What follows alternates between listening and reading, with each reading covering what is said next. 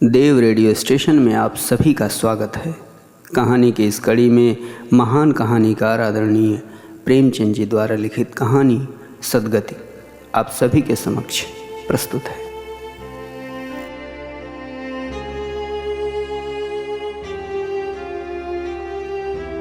दुखी चमार द्वार पर झाड़ू लगा रहा था और उसकी पत्नी झुरिया घर को गोबर से लीप रही थी। दोनों अपने अपने काम से फुर्सत पा चुके थे। तो चमारिन ने कहा, तो जाके पंडित बाबा से कहा आओ ना, ऐसा ना हो कहीं चले जाएं। दुखी, हाँ जाता हूँ, लेकिन ये तो सोच बैठेंगे किस चीज़ पर। झुरिया, कहीं से खटिया न मिल जाएगी, ठकुराने से मांग लाना। दुखी, तू तो कभी कभी ऐसी बात कह देती है कि देह जल जाती है। ठकुराने वाले मुझे खटिया देंगे? आग तो घर से निकलती नहीं, खटिया देंगे। कैथाने में जाकर एक लोटा पानी मांगूं तो न मिले, भला खटिया कौन देगा? हमारे उपले सेंठें, भूसा, लकड़ी थोड़े ही हैं, जो चाहे उठा ले जाएं। ले अपनी खटोली धोकर रख दे, गर्मी के तो दिन हैं, उनके आते आते सूख जाएगी। झुरिया, वो हमारी खटोली पर बैठेंगे नहीं, देखते नहीं कि कितने नियम धर्म से रहते हैं। दुखी ने जरा चिंतित होकर कहा, हाँ ये बात तो है, महुए के पत्ते तोड़कर एक पत्तल बना लूं तो ठीक हो जाए। पत्तल में बड़े बड़े आदमी खाते हैं, वो पवित्र है। ला तो डंडा, पत्ते तोड़ लूं। झुरिया, पत्तल मैं बना लूँगी, तुम जाओ, लेकिन हाँ उन्हें सीधा भी तो देना होगा। अपनी थाली में रख दूं? दुखी, कहीं ऐसा गजब न करना, नहीं तो सीधा भी जाए और थाली भी फूटे। बाबा थाली उठाकर पटक देंगे, उनको बड़ी जल्दी क्रोध चढ़ जाता है। समझी? क्रोध जल्दी चढ़ आता है। क्रोध में पंडिताइन तक को छोड़ते नहीं। लड़के को ऐसा पीटा कि आज तक टूटा हाथ लिए फिरता है। पत्तल में सीधा भी देना। मुदा तू छूना मत। झूरी गोंड की लड़की को लेकर साह की दुकान से सब चीज़ें ले आना, सीधा भरपूर हो, सेर भर आटा, आध सेर चावल, पाव भर दाल, आध पाव घी, नून, हल्दी और पत्तल में एक किनारे 4 आने पैसे रख देना। गोंड की लड़की न मिले तो भुर्जिन के हाथ पर जोड़ कर ले जाना। तू कुछ मत छूना, नहीं गजब हो जाएगा। इन बातों की ताकीद करके दुखी ने लकड़ी उठाई और घास का एक बड़ा सा गट्ठा लेकर पंडित जी से अर्ज करने चला। खाली हाथ बाबा जी की सेवा में कैसे जाता? नजराने के लिए उसके पास घास के सिवाय और क्या था? उसे खाली देखकर तो बाबा दूर से ही धुतकारेंगे। पंडित घासीराम ईश्वर के परम भक्त थे। नींद खुलते ही ईशोपासन में लग जाते। मुँह हाथ धोते 8 बजते, तब असली पूजा शुरू होती, जिसका पहला भाग भंग की तैयारी थी। उसके बाद आध घंटे तक चंदन रगड़ते, फिर आईने के सामने एक तिनके से माथे पर तिलक लगाते। चंदन की 2 रेखाओं के बीच में लाल रोरी की बिंदी होती थी। फिर छाती पर, बाहों पर चंदन की गोल गोल मुद्रिकाएं बनाते। फिर ठाकुर जी की मूर्ति निकालकर उसे नहलाते, चंदन लगाते, फूल चढ़ाते, आरती करते, घंटी बजाते। 10 बजते बजते वो पूजन से उठते और भंग छान कर बाहर आते। तब तक 2-4 जजमान द्वार पर आ जाते। ईशोपासन का तत्काल फल मिल जाता, वही उनकी खेती थी। आज वो पूजन गृह से निकले तो देखा दुखी चमार घास का एक गट्ठा लिए बैठा है। दुखी उन्हें देखते ही उठ खड़ा हुआ और उन्हें साष्टांग दंडवत करके हाथ बांधकर खड़ा हो गया। ये तेजस्वी मूर्ति देखकर उसका हृदय श्रद्धा से परिपूर्ण हो गया। कितनी दिव्य मूर्ति थी।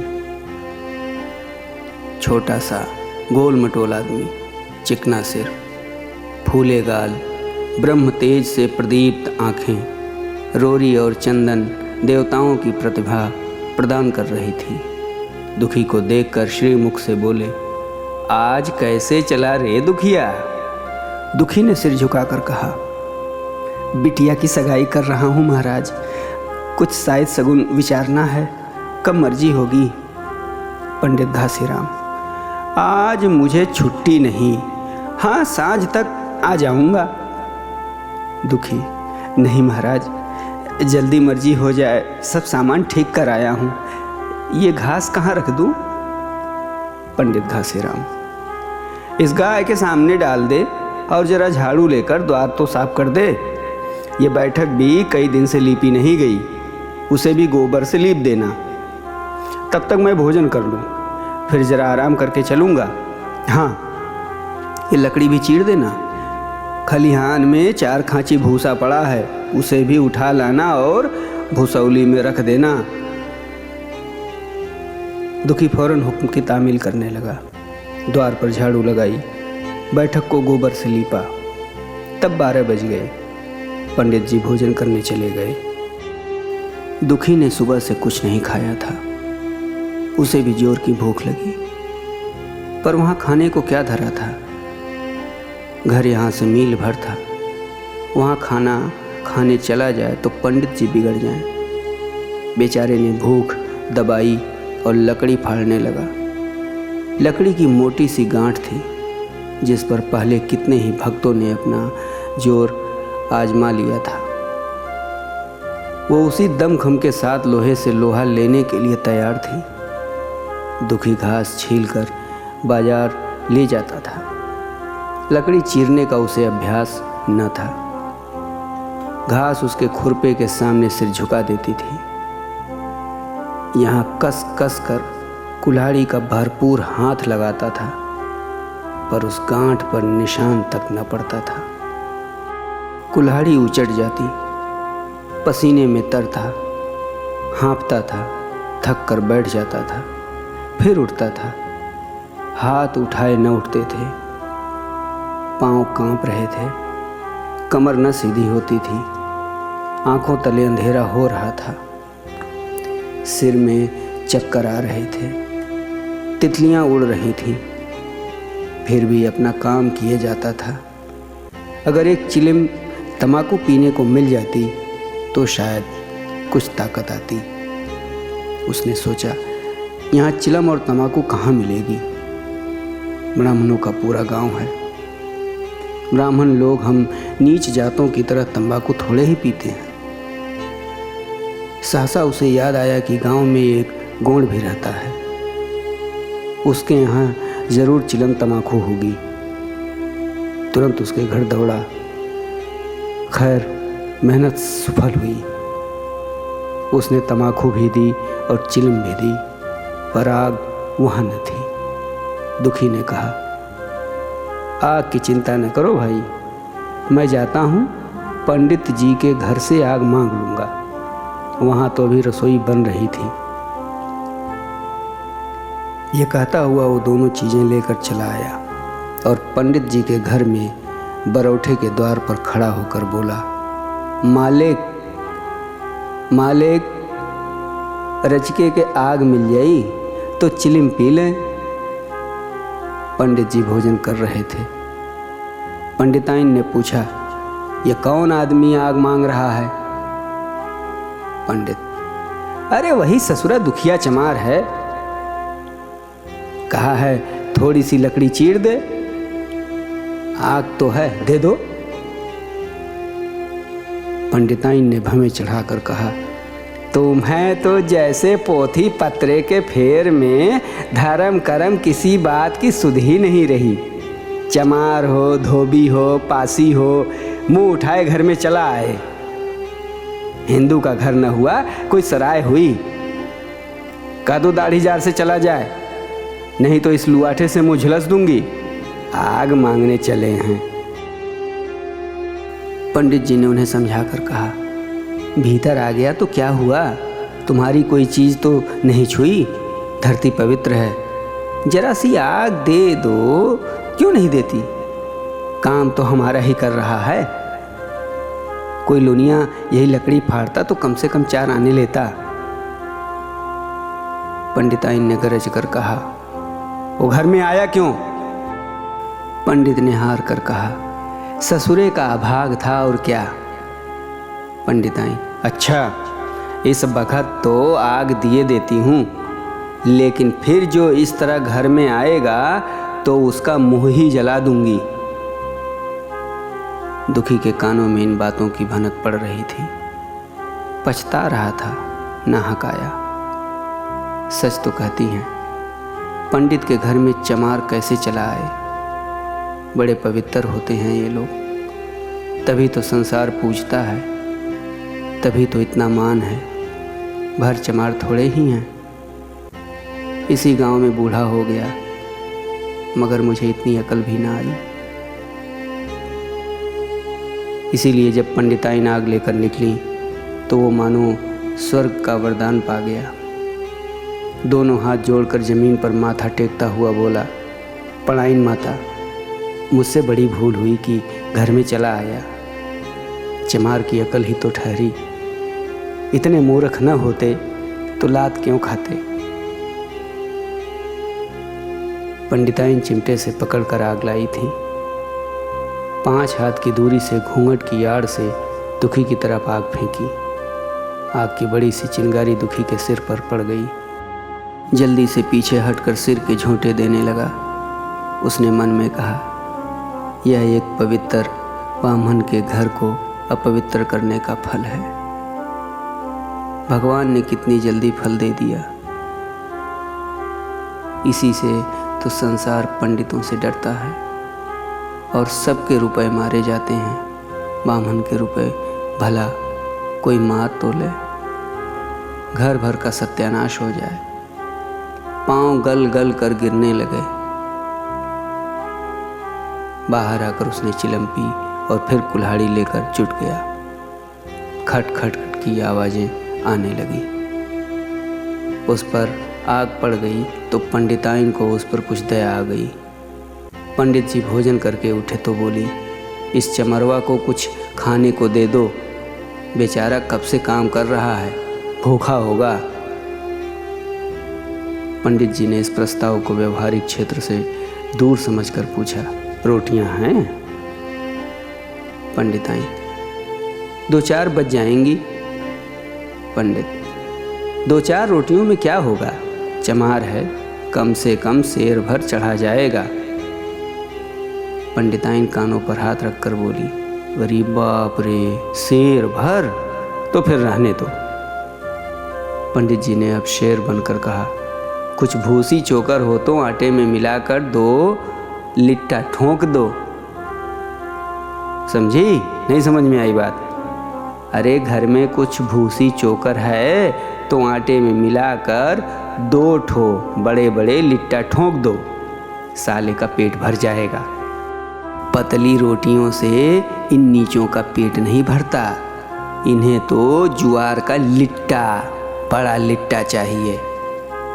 पंडिताइन ने कहा, अब जाने भी दो, छोड़ो, धूप में कौन मरे। दुखी ने चिलम पीकर फिर कुल्हाड़ी संभाली। दम लेने से जरा हाथों में ताकत आ गई। कोई आध घंटे तक फिर कुल्हाड़ी चलाता रहा, फिर बेदम होकर वहीं सिर पकड़कर बैठ गया। इतने में वही गोड़ आ गया। बोला, क्यों जान देते हो बूढ़े दादा, तुम्हारे फाड़े ये गांठ ना फटेगी, नाहक हलकान होते हो। दुखी ने माथे का पसीना पोंछकर कहा, अभी गाड़ी भर भूसा ढोना है भाई। गोंड, कुछ खाने को मिला कि काम ही करना जानते हो, हैं? जाके मांगते क्यों नहीं? दुखी, कैसी बात करते हो चिखुरी, हैं? ब्राह्मण की रोटी हमको पचेगी? गोंड, पचने को पच जाएगी, पहले मिले तो मूँछों पर ताव देकर भोजन किया और आराम से सोए। तुम्हें लकड़ी फाड़ने का हुक्म लगा दिया। जमींदार भी कुछ खाने को दे देता है, हाकिम भी बेगार लेता है तो थोड़ी बहुत मजूरी देता है। ये उनसे भी बढ़ गए, उस पर धर्मात्मा बनते हैं। दुखी, धीरे धीरे बोलो भाई, इतनी धीरे बोलो, कहीं सुन ले तो आफत आ जाए। यह कहकर दुखी फिर संभल पड़ा और कुल्हाड़ी की चोट मारने लगा। चिखुरी को उस पर दया आई, आकर कुल्हाड़ी उसके हाथ से छीन ली और कोई आध घंटे खूब कस कस कर कुल्हाड़ी चलाई, पर गांठ में एक दरार भी न पड़ी। तब उसने कुल्हाड़ी फेंक दी और यह कहकर चला गया, तुम्हारे फाड़े न फटेगी, जान भले निकल जाए। दुखी सोचने लगा, बाबा ने यह गांठ कहाँ रख छोड़ी थी कि फाड़े नहीं फटती, कहीं दरार तक तो नहीं पड़ी। एक भी दरार तक नहीं पड़ी। मैं कब तक इसे चीरता रहूँगा? अभी घर पर 100 काम पड़े हैं। कार परोजन का घर है, एक न एक चीज़ घटी ही रहती है, पर इन्हें इसकी क्या चिंता।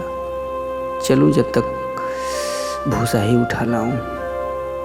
कह दूंगा बाबा आज तो लकड़ी नहीं फटी, कल आकर फाड़ दूंगा।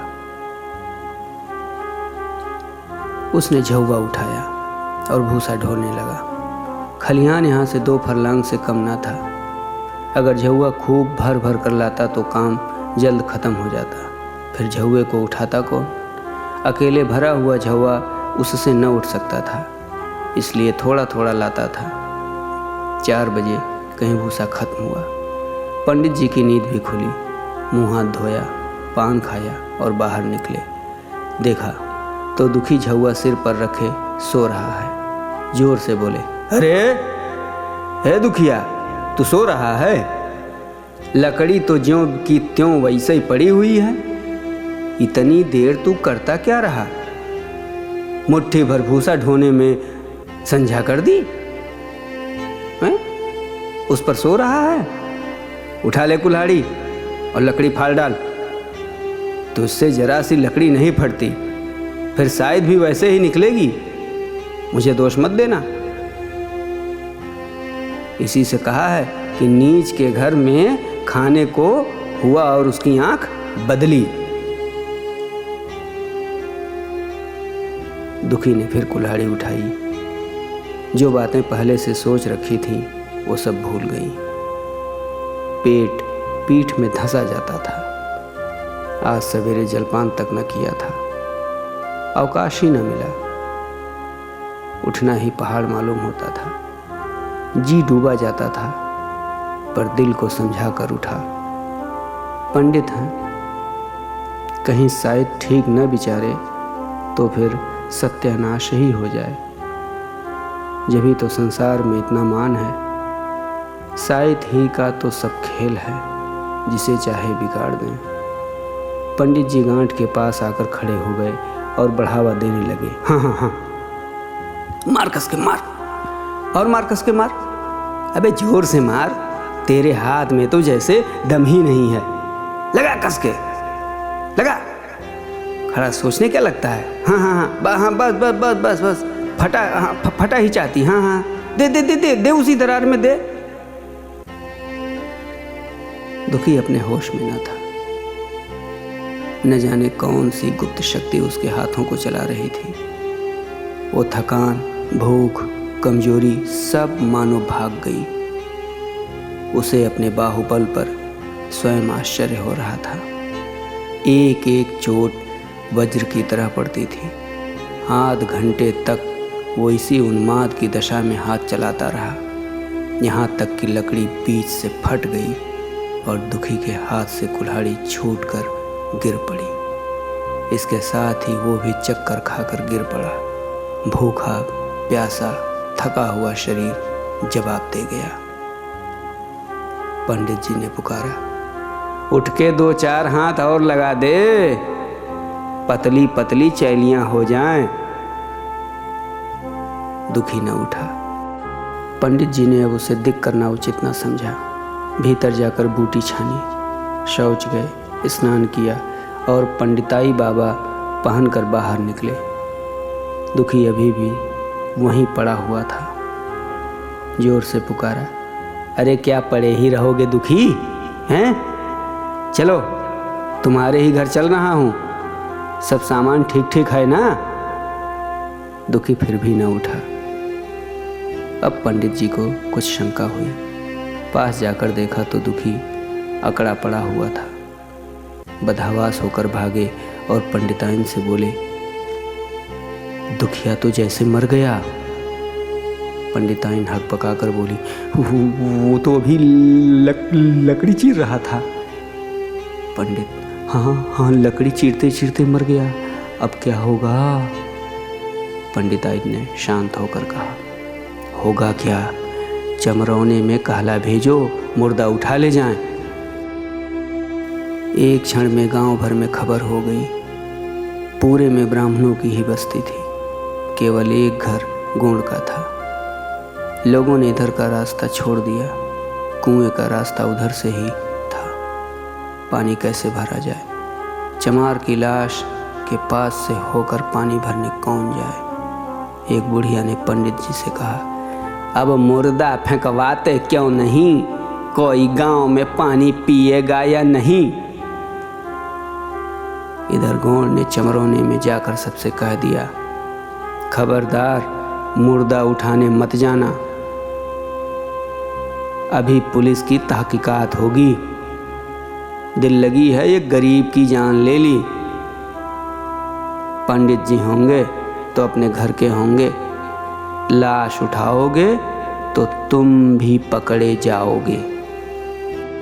इसके बाद ही पंडित जी पहुंचे, पर चमरौने का कोई आदमी लाश उठा लाने को तैयार न हुआ। हाँ, दुखी की स्त्री और कन्या दोनों हाय हाय करती वहाँ चली और पंडित जी के द्वार पर आकर सिर पीट पीट कर रोने लगी। उनके साथ 10-5 और चमारिनें थीं। कोई रोती थी, कोई समझाती थी, पर चमार एक भी न था। पंडित जी ने चमारों को बहुत धमकाया, समझाया, मिन्नत की, पर चमारों के दिल पर पुलिस का रौब छाया हुआ था। एक भी न मिनका। आखिर निराश होकर लौट आए। आधी रात तक रोना पीटना जारी रहा। देवताओं का सोना मुश्किल हो गया, पर लाश उठाने कोई चमार न आया और ब्राह्मण चमार की लाश कैसे उठाते? भला ऐसा किसी शास्त्र पुराण में लिखा है? कहीं कोई दिखा दे। पंडिताइन ने झुंझला कर कहा, इन डाइनों ने तो खोपड़ी चाट डाली, सबों का गला भी नहीं फटता। पंडित ने कहा, रोने दो चुड़ैलों को, कब तक रोएंगी?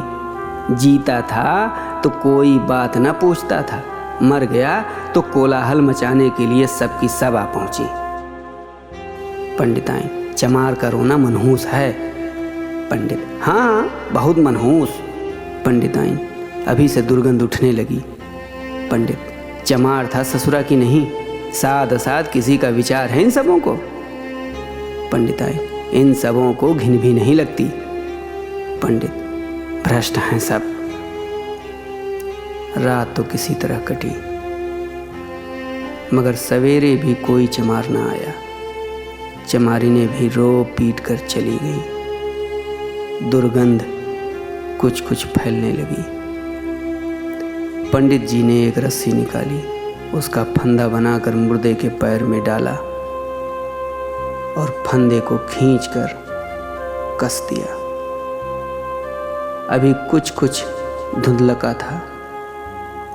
पंडित जी ने रस्सी पकड़कर लाश को घसीटना शुरू किया और गांव के बाहर घसीट ले गए।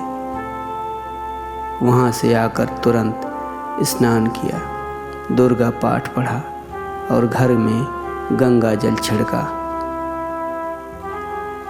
उधर दुखी की लाश को खेत में गीदड़ और गिद्ध, कुत्ते और कौवे नोच रहे थे।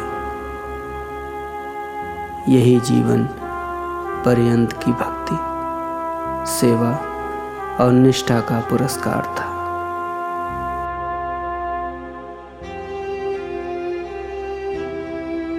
कहानी की इस कड़ी में आप सुन रहे थे आदरणीय प्रेमचंद जी द्वारा लिखित कहानी सद्गति। अगली कड़ी में एक नई कहानी के साथ फिर मिलूँगा। तब तक के लिए देवव्रत का प्रणाम।